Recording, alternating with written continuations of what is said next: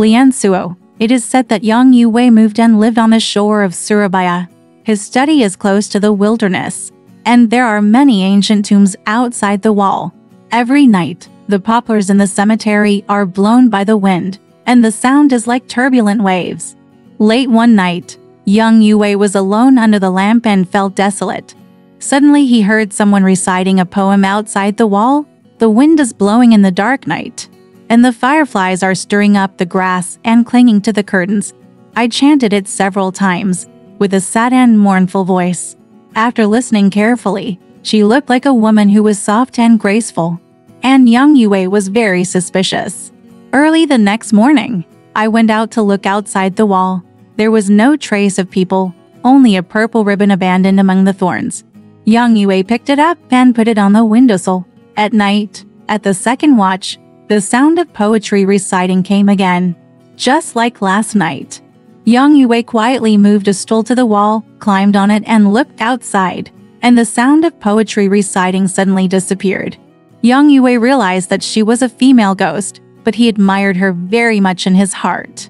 On the second night, he hid in the wall early and waited. At the end of the first watch, I saw a young woman emerging from the grass, holding onto the small tree, lowering her head and reciting the 2 lines of poetry sadly. Yang Yue coughed lightly, and the woman suddenly disappeared into the grass. Yang Yue continued to wait under the wall. When the woman came out again and finished reciting the poem, he continued across the wall. Who can see the deep emotions and bitter emotions? When the cold moon comes up alone in the green sleeves, after a long time, there was silence outside the wall. Yang Yue returned to his study and just sat down when he suddenly saw a beautiful woman coming in from the outside. She saluted him and said, "You turn out to be an elegant person, but I was too scared and ran away." Yang Yue was overjoyed and pulled her to sit down. The woman was so thin and weak that she seemed unable to bear the weight of her clothes. Yang Yue asked, "Where is your hometown? How come you have lived here for so long?" The woman replied, "I am from Liangshi, and I lived here with my father. I died of a sudden illness when I was 17, and now I am 2 years old. It's been more than 10 years. I live underground in the wilderness, very lonely." I wrote those 2 lines myself to express my feelings of hatred. I thought about it for a long time, but I couldn't think of the next line. Thanks to you for continuation. I feel happy even under the 9 springs. Yang Yue wanted to have sex with her, but the woman frowned and said, "The ghosts in the underworld are no better than living people. If you have sex, it will shorten your life. I can't bear to harm a gentleman." Yang Yue had no choice but to give up, but he touched the woman's breast with his hand and saw that she was still a virgin. "I also want to look at her feet under her skirt." The woman lowered her head and smiled. "You are so worthy." Yang Yue touched the woman's feet and saw that there was a ray of colorful thread tied on the moon-white brocade stockings.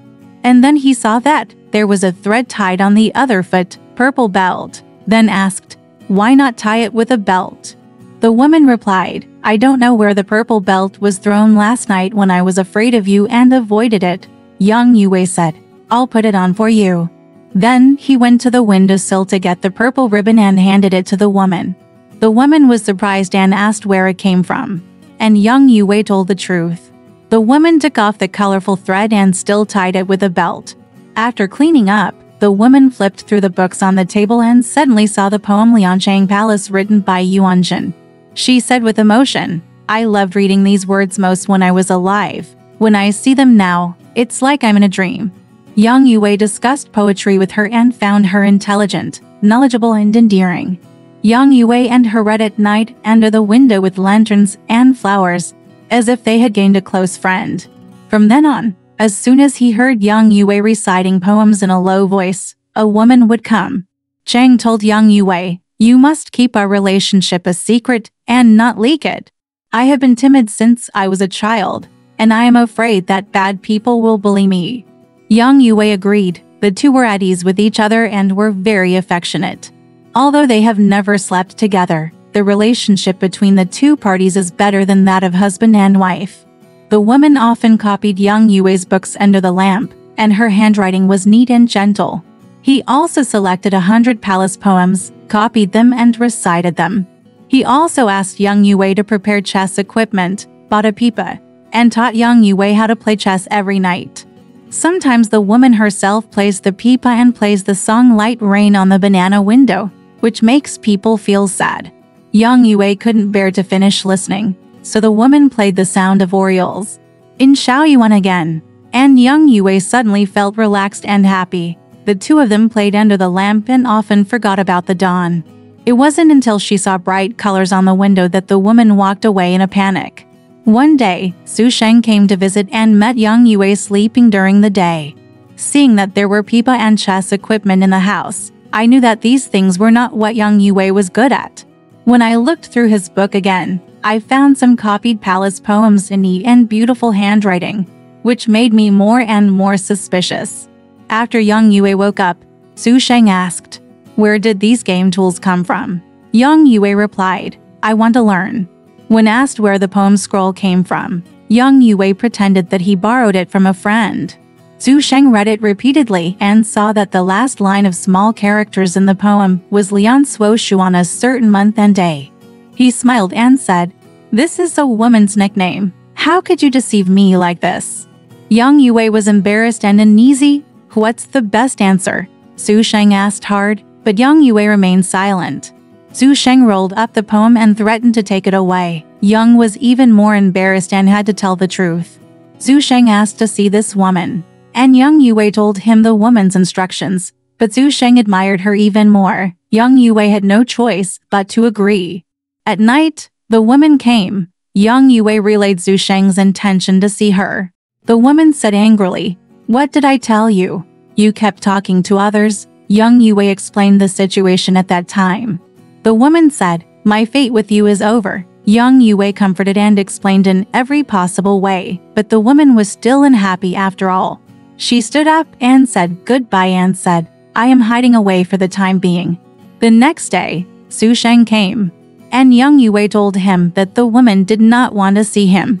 Su Sheng suspected that he was trying to dodge, so he brought more classmates over in the evening and refused to leave, deliberately disturbing young Yue and making noise all night long. Young Yue was so angry that he rolled his eyes, but there was nothing he could do. Everyone didn't see the woman's shadow for several nights, so they all thought of going back and stop making noise. Suddenly, they heard the sound of poetry reciting from outside. Everyone listened quietly and felt that the sound was very sad. Su Sheng was listening attentively. One of his classmates, a martial arts student named Wang, picked up a big stone and threw it at it. He shouted, "You can't see the guests with this show. What a good poem. It's so sobbing. It's annoying." The sound of poetry suddenly disappeared. Everyone complained about Wang Shang, and young Yue was even more angry and looked ugly. It's hard to speak. The next day, all the classmates left. Young Yue stayed alone in an empty room, hoping in his heart that the woman would come again, but there was no trace of her. 2 days later, the woman suddenly came, crying and saying, "You attracted some bad guests, and you almost scared me to death." Young Yue apologized repeatedly. The woman hurriedly walked out and said, "I have already said that my fate with you is over, and we will never see you again." Just as young Yue was trying to persuade him to stay, the woman had disappeared. After more than a month, the woman never came. Young Yue misses her every day, and is so skinny that it is irreversible. One night, young Yue was drinking wine alone when the woman suddenly opened the curtain and came in. Young Yue said happily, "Have you forgiven me?" The woman shed tears and remained silent. Young Yue hurriedly asked what happened, but the woman hesitated and said, "I left in anger, and now I have come to ask for help in an emergency." "I'm really ashamed," young Yue asked again and again. And the woman said, "I don't know where he came from. The dirty ghost servant forced me to be his concubine. I thought I was a descendant of an innocent family. How could I succumb to the despicable ghost servant? But how could I, a weak woman, resist him? What do you think? We have a deep relationship, just like husband and wife. We won't let it go, right?" Young Yue was furious and wanted to beat the ghost to death. "But I am also worried about the different pots of yin and yang, and I am afraid that there is nothing I can do." The woman said, "Go to bed early tonight, and I will invite you in your dream." So the two reconciled and talked until dawn. Before she left, the woman asked young Yue not to sleep during the day and to wait until they met at night, and young Yue agreed. In the afternoon of the next day, young Yue drank some wine, went to bed under the influence of wine, and lay down in his clothes. Suddenly he saw a woman coming, gave him a saber, took his hand and walked away. When they came to a yard, the two of them closed the door and were talking when they suddenly heard someone smashing the door with stones. The woman said in surprise, "The enemy is here." Young Yue opened the door and rushed out. "I saw a man wearing a red hat and a green beard, with a beard like a hedgehog." Young Yue rebuked him angrily, and the ghost servant scolded him fiercely. Young Yue was furious and rushed over with a knife. The ghost servant picked up stones and threw them at him like raindrops. One of them hit young Yue's wrist, and he could no longer hold the knife. At the critical moment, I saw a man hunting from a distance with a bow and arrow hanging from his waist. Young Yue took a closer look and saw that it was Wang Sheng, who hurriedly shouted for help. Wang Sheng bent his bow and knocked an arrow, ran over and shot an arrow at the ghost servant, hitting him in the thigh. Another arrow killed him. Young Yue thanked him fondly. Wang Sheng asked why, and young Yue told him. Wang Sheng was happy that he had offended the woman last time, and could atone for his sins this time, so he and young Yue entered the woman's room. The woman was trembling, shy and uneasy, standing far away without saying a word. Wang Sheng saw a small knife placed on the table, which was more than a foot long and decorated with gold and jade. He took the knife out of the box and took a look. There was a cold light, and he could see the silhouette of a person. Wang Sheng was full of admiration and couldn't put it down. After talking to young Yue for a few words, Wang Sheng walked out of the house, said goodbye and left when he saw that the woman was so ashamed and frightened. Young Yue also returned alone. After climbing over the wall, he suddenly fell to the ground. Then he woke up from his dream and heard the rooster in the tree crow loudly and lowly. Young Yue felt a lot of pain in his wrist. When he looked at it after dawn, he found that the skin and flesh on his wrist were swollen. At noon, Wang Sheng came and said that he had a strange dream at night. Young Yue said, "Didn't you dream about shooting arrows?" Wang Sheng was surprised that he knew about it in advance. Young Yue stretched out his wrist and told the reason. Wang Sheng recalled the woman he saw in his dream, wishing he had not actually met her. He felt that he had done something good for the woman, and asked young Yue to be accommodating. At night, the woman came to say thank you. Young Yue thanked Wang Sheng and told him about Wang Sheng's sincerity in wanting to meet him. The woman said, "I dare not forget his help, but he is a warrior, and I am really scared." After a while, she added, "He likes my sword. That sword was used by my father on his mission to Guangdong province. At that time, I bought it for 100 taels of silver. I liked it very much, so I took it, wrapped it with gold thread, and set it with pearls. My father took pity on me and died young and died with a sword. Now I am willing to cut off my love and use the knife to give it to him. And seeing the knife will be like seeing me myself." The next day, young Yue told Wang Sheng what the woman meant, and Wang Sheng was overjoyed. At night, the woman came with a knife and said to young Yue, "Tell him to be careful. This knife is not produced in China." From then on, young Yue and the woman kept in contact as before. A few months later, the woman suddenly smiled and looked at young Yue under the lamp, as if she was about to say something, but then her face turned red and she stopped talking. She did this many times. Young Yue hugged her and asked, and the woman said, "Thanks to your love for a long time, I have accepted the breath of living people. I eat the fireworks of the world every day, and the bones have become alive. Now I only need a little bit of human essence and blood. Then you can be resurrected." Young Yue smiled and said, "It's you who don't want to, so why should I be stingy?" The woman said, "After we get married, you will definitely be seriously ill for more than 20 days, but you can be cured by taking medicine." So the two fell in love. After a while, the woman put on her clothes and got up and said, "I still need some blood. Can you risk the pain to protect me?" Young Yue took a sharp knife and pierced his arm. The woman lay on her back on the bed and let the blood drip into her navel. He got up and said, "I won't come again. Remember that after 100 days, if you see a bluebird singing in the treetops in front of my grave, dig the grave quickly." Yang Yue agreed. Before leaving the house, the woman asked again, "Remember it. Don't forget it. It doesn't matter if it's too early or too late." After that, she laughed. After more than 10 days, Yang Yue became seriously ill and his stomach was bloated to death.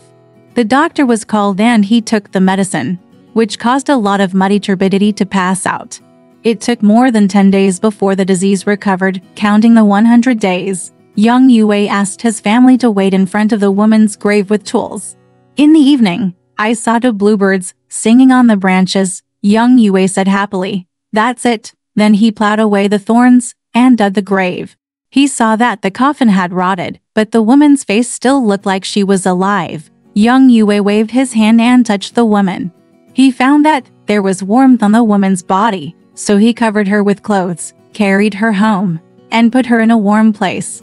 He felt a breath coming from the woman's mouth and fed him some soup and porridge. The woman woke up in the middle of the night. From then on, the woman often said to Yang Yue, "Having been dead for more than 20 years is like having a dream." Alright, this story has come to an end. If you liked it, please give it a thumbs up. Thank you.